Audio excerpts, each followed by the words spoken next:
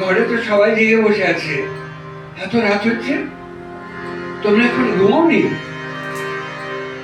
মহাপ্রভু সবাইকে ঘুম পাচ্ছে। সবাই যখন ঘুমিয়ে পড়েছেন, সে নিশুত রাত্রে মহাপ্রভু শুনছেন সেই ঘর ভোলানো বাঁশির সুর। বলছে, কৃষ্ণ, আমি পেয়েছি তোমায়, আমার আনন্দে, আমার দুঃখে, আমার চোখের জলে, আমার মুখের হাসিতে আমি পেয়েছি।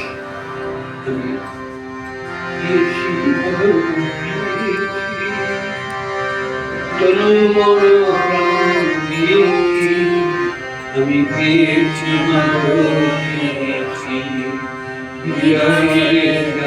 পেয়েছি, আমি দিয়েছি মাগো